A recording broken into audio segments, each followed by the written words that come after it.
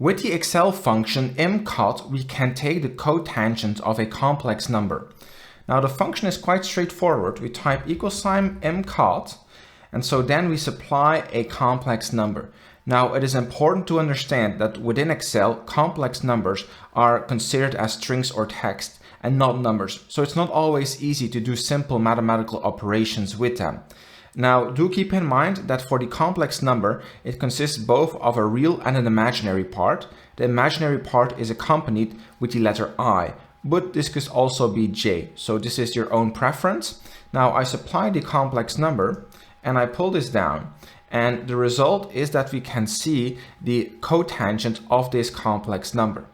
Now, as we know, just like with real numbers, we can derive the cotangent from dividing the cosine by the sine. So using the functions imsin and imcos, we can construct the sine and cosine of our complex number. So let's do that. So we write imsin and then supply the complex number. We pull this down and do the same thing for the cosine. So imcos, and then we also supply the complex number. Now, right now there's a lot of numbers on my screen, so let me extend this range a bit so we can better see what's going on.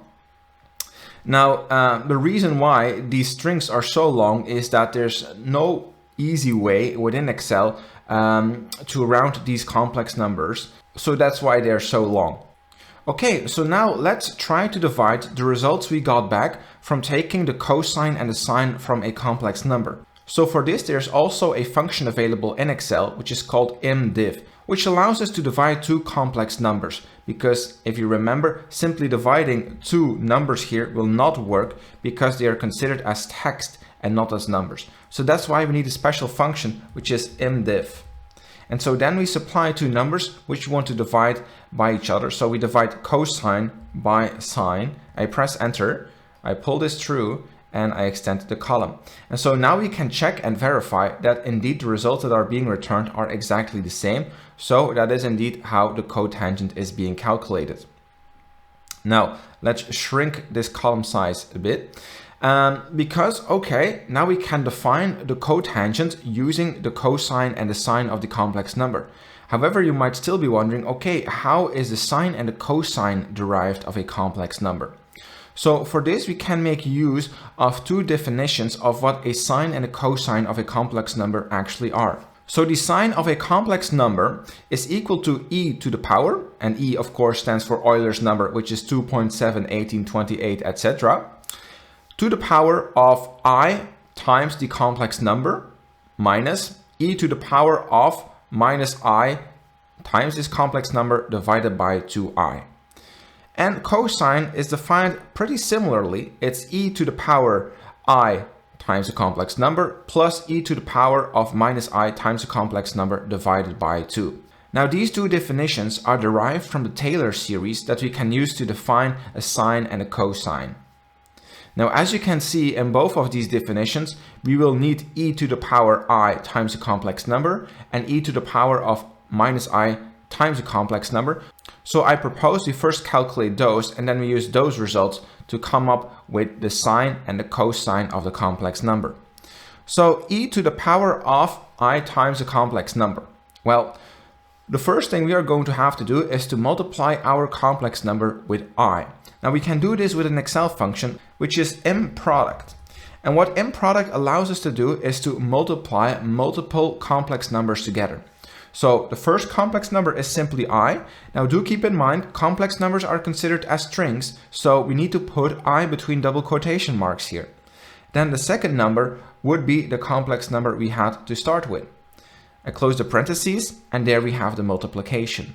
Okay, so now we will bring e to the power of this number, and so for this we can use the function mexp. So this will return the exponential of a complex number, and so we wrap everything we got inside of the parentheses of this new function, and there we have the result. So this is e to the power I times a complex number. Okay, so let's pull this down, and now let's do exactly the same thing for e to the power of minus I times a complex number. So once again, we use the mProduct function within Excel, and then we supply minus I. Once again, we put it in between double quotation marks. And then the second number is once again our complex number. I press enter and I pull this down. So there we have that result. Now we have to bring e to the power of whatever was returned over here. So once again, we wrap this in an mx function. Okay, let's pull this down, and there we have the result. Now, as you can see, once again, these are very long strings. Okay, now we can combine both of those parts to calculate both the sine and the cosine of a complex number. So as you can see, the formula to calculate a sine of a complex number would be e to the power iz, so that's what we've got here. Subtract from that e to the power of minus iz and divide that by 2i. Okay, so to subtract two complex numbers, we once again cannot do this very easily. We have to use a specific Excel function, which is called IMSUB. And so what IMSUB does, it returns a difference of two complex numbers. So the first number we have to take is e to the power iz, and then subtract from that, so using as a second argument, e to the power minus iz. Okay, I close the parentheses, and now I also need to divide this by 2i. Once again, we cannot simply write division by 2i. We need to use a special Excel function, which is called the mdiv. So the mdiv allows us to divide two complex numbers. So the first complex number is a difference between e to the power iz and e to the power minus iz. And then we divide this by 2i, which I will wrap in double quotation marks because this is considered as a text value within Excel. I close the parentheses and I press enter. And I pull this downwards. And there we have the results for the sinus of z. So let's extend this column here of sinus of z, and let's compare. So you can see indeed the sinus of z was 3.42 and then minus 1.5i. Well, that's exactly the same we are getting when we are manually calculating this. So you can see it matches exactly. So this is indeed how we will be calculating the sinus of a complex number. Now, of course, it's easier to do it with the msin function like we did here in column D, but it's still good to know what is going on behind the scenes. Now, let's do the same thing here for the cosine of a complex number. So for this, we need to add two complex numbers together. So then we use the msum function, and this returns the sum of multiple complex numbers. So it's simply the sum of these two numbers. So I select them as a range, and then I need to divide this with 2. So for this, I will also use the mdiv function, because even though we are dividing by a real number, as long as one of the two parts contains imaginary parts, you will need this Excel function mdiv to perform the division. So then the second number is 2. I close the parentheses, I press enter, and I pull this downwards.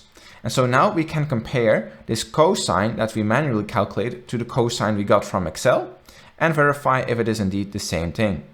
So here we can see minus 1.56 minus 3.29i. Well, that's indeed exactly what we're getting back. So here we've proven this is indeed how we can calculate the cosine and the sine of a complex number, and then dividing both the cosine by the sine will result in you receiving the cotangent, which you could also get just by using the IMCOT function in Excel on a complex number. If you found this helpful, consider subscribing to the channel. You can also leave a tip using the PayPal link in the description. Feel free to watch this recommended video.